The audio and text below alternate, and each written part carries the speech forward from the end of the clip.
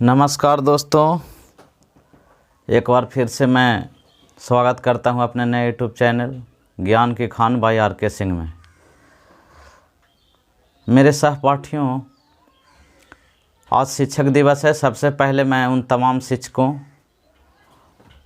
और स्टूडेंट लोग को भी हार्दिक शुभकामनाएं देता हूं।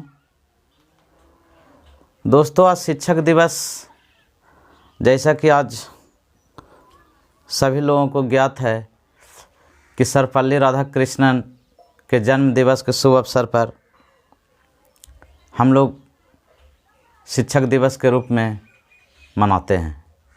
लेकिन क्या यह केवल भारत में ही मनाया जाता है? तो ऐसा नहीं है। यूनेस्को द्वारा इसे 5 अक्टूबर को विश्व शिक्षक दिवस के रूप में घोषणा की गई है, जिसे भारत के अलावा भी 100 से अधिक देश शिक्षक दिवस के रूप में मनाते हैं। आखिर शिक्षक दिवस हम लोग क्यों मनाते हैं? ऐसी क्या वजह है? शिक्षा का महत्व क्या है? आखिर सर्वपल्ली राधाकृष्णन के जन्म को ही हम लोग क्यों, और कोई ऐसे वैज्ञानिक या कोई बड़ा शोधकर्ता नहीं हुआ? तो ऐसी बात नहीं है। शिक्षा के प्रति रुचि उनकी बचपन से ही थी। वे एक गरीब परिवार में जन्म लिए थे और सर्वपल्ली राधाकृष्णन तमिलनाडु के एक तिरुतनी गांव में 5 सितंबर 1888 ईस्वी को जन्म लिए। उनकी बेसिक शिक्षा गांव में ही हुई। उसके बाद मद्रास क्रिश्चियन स्कूल में उन्होंने 10वीं की पढ़ाई पूरी की। वे, चूँकि आप लोग सभी जानते हैं कि वे एक उपराष्ट्रपति और राष्ट्रपति भी थे, लेकिन उनसे पहले राजनीतिक जीवन जीने से पहले उनका 40 साल का कैरियर एक शिक्षण संस्थान से जुड़ा रहा। वे हार्वर्ड यूनिवर्सिटी और ऑक्सफोर्ड यूनिवर्सिटी में भी कई बार गेस्ट के रूप में स्पीच देने के लिए चुने गए और वहाँ ऑक्सफोर्ड यूनिवर्सिटी में तो इन्होंने शिक्षण का कार्य भी किया। और इनका बचपन से ही एक सपना था कि हम एक शिक्षक के रूप में जाने जाएं, चाहे हम जीवन के कोई भी पद पर क्यों ना हो।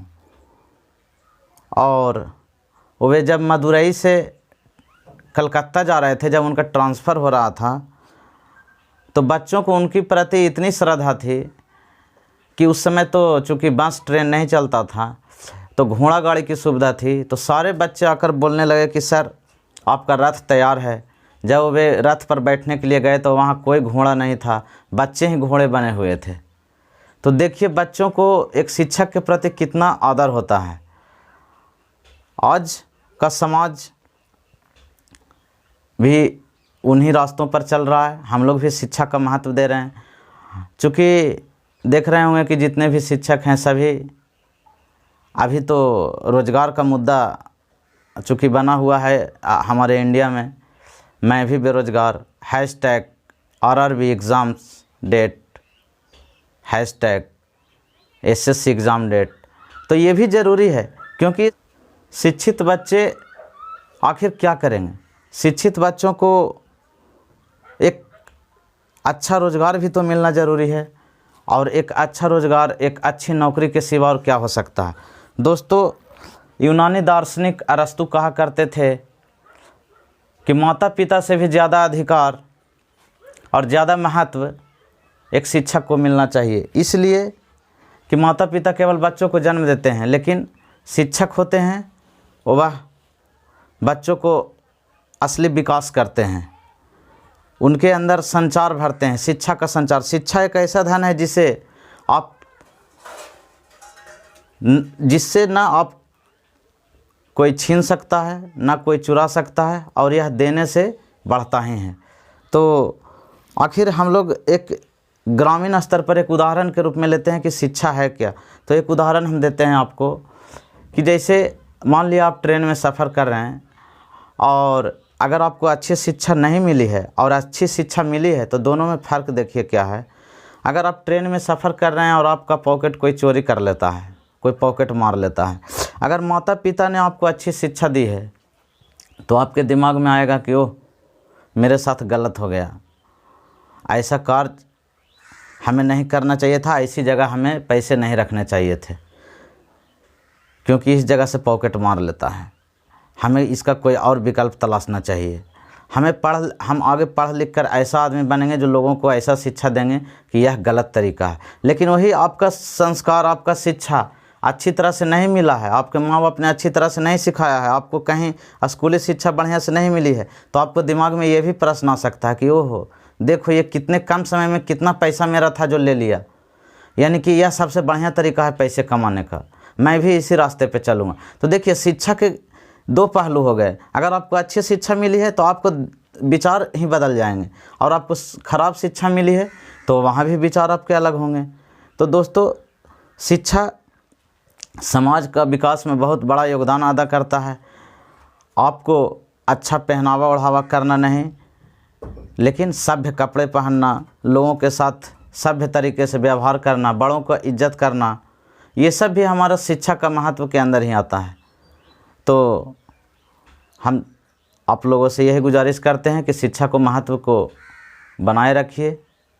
और कहना में है कि शिक्षा से बढ़कर कुछ होता नहीं है। जैसे कबीर भी कहा करते थे, गुरु गोविंद दोनों खड़े काके लागू पाओ, बलिहारी गुरु आपने जिन गोविंद दियो बताए। अगर गुरु और ईश्वर दोनों खड़े हैं तो मैं किनको पाँव लगूं, ये समझ में नहीं आ रहा है। लेकिन गुरु ने ही चूँकि हमें संस्कार दिया है, शिक्षा दिया है, इस लेवल तक लाया है कि मैं यह चीज़ समझ सकूं आज कि गुरु क्या होता है और ईश्वर क्या होता है। इसलिए मुझे गुरु को ही सबसे पहले पैर छूना चाहिए। और जहाँ तक व्यक्तिगत सवाल है तो आपको तो अपने माता पिता, और अगर आप शादीशुदा हैं तो आपने बीवी और बाल बच्चों, यानी जिनको आपने पैदा किया है और जो आपको पैदा किया है, इन दोनों को जीवन भर आपको साथ लेकर चलना चाहिए। यही शिक्षा का महत्व है। और बाकी एक स्टडी लेवल पे मैं कहना चाहूँगा कि स्वामी विवेकानंद कहते थे कि to me the very essence of education is concentration of mind, not only the collecting of facts. केवल तथ्यों को जुटा लेना जानकारी नहीं है, उसे आत्मसात करना, एक कंसंट्रेशन के साथ पढ़ना, निरंतर अध्ययन करना ही एजुकेशन है। तो अब ज़्यादा नहीं करते हुए मैं आपको सीधे पढ़ाई के टॉपिक पे आता हूँ। चूँकि जूलॉजी का पार्ट चल रहा था तो जूलॉजी का एक पार्ट्स हम छोटा सा पार्ट्स लाते हैं। पूरे जीवन काल में 52 दांत उगते हैं। 20 दूध के दांत होते हैं जो दोबारा उगते हैं, और 32 दांत होते हैं। तो 32 दांत के बारे में हम अध्ययन करते हैं। तो सबसे पहले दांत को 4 भाग में बांटते हैं। तो दोस्तों आपको फिगर दिख रहा होगा, ये लास्ट का 3 है, ये आपका मोलर है। ये एडल्ट का जो ह्यूमन टीथ बनाए हैं ये एडल्ट का बनाए हैं, जबकि ये फार्मूला है जो 2102 ये बच्चों का है, और ये 2123 है ये एडल्ट का है। तो एडल्ट का फिगर है आपका 3 हो गया, ये 3 जो हो गया आपका, ये 3 हो गया आपका मोलर, ये 2 हो गया प्री मोलर, ये केनाइन, और ये 4 हो गया आपका इंसाइजर। तो 4 ये और 1 और 1 ये 2 ये, और 2 और 2 4 ये, और 3 और 3 6 ये 4, तो टोटल 2 6 4 10 16। तो 16 16 नीचे 32। तो इस तरीक़ा से ये होता है। तो बच्चों में पूछेगा क्वेश्चन कि बच्चों में क्या नहीं होता है, तो बच्चों में प्री मोलर नहीं होता है, और मोलर होता है लेकिन थर्ड मोलर नहीं होता है। 2 ये को होता है आपका जो थर्ड मोलर होता है, थर्ड मोलर या अक्ल दांत जिसे कहते हैं, विजडम टीथ, ये जब एडल्ट हो जाता है तो 16 साल से लेकर 30 साल की उम्र तक आता है ये थर्ड मोलर। और जो बच्चों को देखते हैं, युवाओं को जो चबाता हुआता है कोई चीज़ को, गुटखा वगैरह, तो थर्ड मोलर का ही प्रयोग करता है और मोलर का चबाने में। और आपको बताएं हम कि एक केनाइन होता है, वो मांसाहारी जीवों में क्या होता है, लंबा होता है, जिससे चिड़ने फाड़ने में उसे आसानी होती है। और आपका जो हाथी का जो बाहर वाला निकला हुआ दांत जो देखते होंगे वो इंसाइजर होता है, वो केनाइन नहीं होता है, वो इंसाइजर होता है। वो हमला करने के लिए होता है, उसका खाने के लिए अंदर उसका दांत होता है। जबकि शाकाहारी जीवों में आप देखे होंगे कि ऊपर दांत नहीं होता है, केवल नीचे ही दांत होता है शाकाहारी जीवों में। और आपको देख रहे हैं ये दांत दोहरी परत से बनाया गया है। ऊपर के परत को हम कहते हैं एनामेल, जो सबसे कठोर भाग होता है, कैल्शियम एपिटाइट का बना होता है। और अंदर का भाग होता है वह डेंटाइन होता है, वो वहीं 80% और उससे 85% तक होता है, वह कैल्शियम फॉस्फेट का होता है। फ्लोरीन से सबसे ज़्यादा क्षति होती है दांत की, और दांत का अध्ययन को ओडोंटोलॉजी कहते हैं। तो इंसाइजर, केनाइन, प्रीमोलर, मोलर, आपका ये फिगर हो गया। थर्ड मोलर बच्चों में नहीं होता है और प्रीमोलर नहीं होता है, ये आप ध्यान रखिएगा। तो this is all about human teeth.